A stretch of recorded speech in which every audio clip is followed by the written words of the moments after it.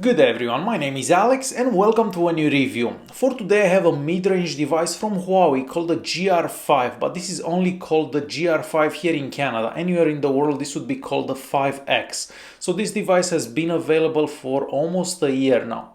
Inside this we have the Snapdragon 616, again this is the Canadian version. We have 2 gigs of RAM, 16 gigs of internal storage, and the phone is running Android 6.0.1. Even though this is a fairly cheap device, has a very premium build, so the phone is made out of metal and it even has a fingerprint scanner. Size-wise, this isn't the smallest device with a 5.5-inch screen, so it is a bit difficult to actually use this phone with one hand. As I mentioned before, the phone does look very nice for its price. So the back and the sides are made out of metal, however at the top and at the bottom we have plastic that seems to cover some type of antennas. On the back there is also a 13 megapixel camera, the flash and the fingerprint scanner. The fingerprint scanner is accurate 99% of the time, and I have to say that it is quite fast to actually unlock the screen, and a lot faster than I've seen for other Chinese devices for the same price. The only physical buttons available on the phone are sitting on the right hand side, and that's the power button and the volume keys, and I have to say that they're also made out of metal and they feel great to touch. Unlike some other phones these days, this one actually has a 3.5mm audio jack that's sitting on the top of the device. The sound coming out of that 3.5mm audio jack is just average, so even though it gets quite loud, there isn't that much bass. And moving to the other side of the phone, there you're gonna find a slot for the SIM card and a slot for the SD card. And since we are talking about SD cards, you can easily install apps on the SD card. Out of that 16 gigs of internal storage that comes with this phone, we only have about 10.5 left, but the speeds that I got for the internal storage are quite good. And just like we've seen on many phones these days, at the bottom we have what looks to be like two speakers. However, only one of them is a speaker, the other one is actually a microphone. And even though the speaker does get quite loud, the sound is kind of flat, so it doesn't sound that amazing. Next to those speakers we actually have a micro USB charging port, but unfortunately it takes about 3 hours to fully charge this phone, so it doesn't have any type of fast charging, so it is very slow to charge. On top of that, the phone does not support OTG. Even though the phone is quite light, inside we have a 3000 mAh battery. Now the battery life is average, so I was able to get about 4 hours of screen on time and about 24 hours of usage on the phone, but again this will depend from user to user and how you use your phone. On the front of the phone, starting at the top, we have a 5 megapixel front-facing camera, we have a speaker, a couple of sensors and an LED notification light. The notification light can also change colors, so you can change any colors for any notifications that you're gonna get. The front-facing camera, it's above average, I have to say, and the pictures that I'm showing you right now are taken with the front-facing camera. So even though the pictures do become a bit grainy in low-light conditions, they do look better than a lot of devices for this price. The 5.5-inch screen used for this device, it's an IPS display that has a resolution of 1080p. The viewing angles, like most IPS displays, are really good, so you can see the phone from any angle that you're looking at. I found that the screen sensitivity is above average, so yes, it does work very good to touch the screen. You can actually touch the screen in 10 places in the same time and the screen will register. Now about the screen's brightness, so even though it does get quite bright, if you take the phone outside it is almost impossible to see anything in bright daylight. The screen is also covered by some type of scratch resistant glass, because I did try to scratch the screen and it doesn't seem to get scratched that easily. And all the way at the bottom you're gonna find the on-screen buttons, so we don't actually have physical buttons on this device.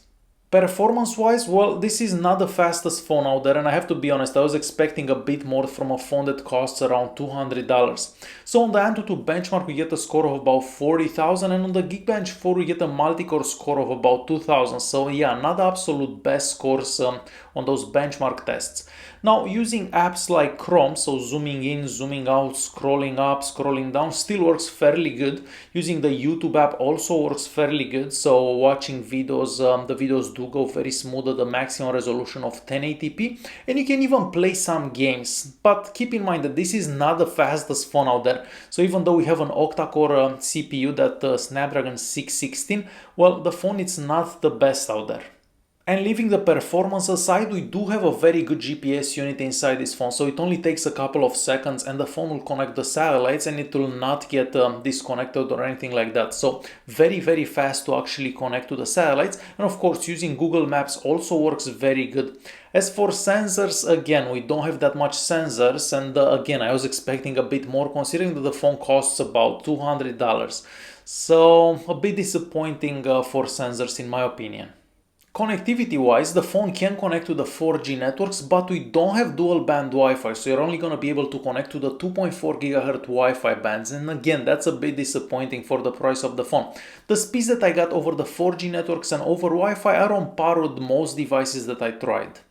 When you first take the phone out of the box, it comes pre-installed with Android 5.1, and I have to say that I was a bit disappointed. However, as soon as you actually connect this to the Wi-Fi, it will get an update for Android 6. Now the unfortunate part is the fact that we have Huawei's own skin on top of that Android 6.0.1, and this is a very heavy skin, and this reminds me a lot of the TouchWiz that Samsung used to use in the past.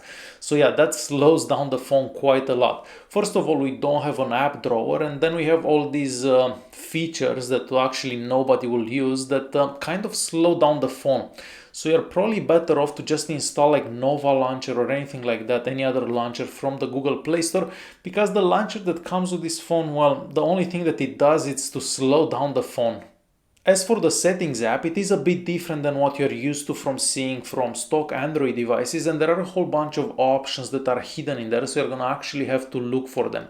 A good feature that we have is the ability to actually move those buttons at the bottom however you want them. So if you want the multitasking to the left or the multitasking to the right, you can definitely do that. Another useful thing that I found in there, it's a floating dock, if we can call it a floating dock, and you can basically move that anywhere on the screen. So there are some features in there that are actually useful and could be handy in different situations, but overall the settings app, it is a bit confusing. On the back of the phone, as I mentioned before, we have a 13 megapixel camera, and I have to say that I was quite impressed with the pictures that I was able to take with that rear camera.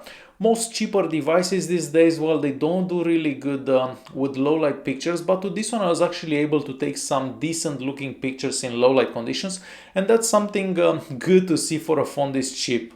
The camera app, even though it's not the fastest out there, we do have a lot of options and a lot of features. So we have a pro mode, we have a time-lapse mode, we have a beauty mode, we have a food mode. So a lot of features and a lot of options out there.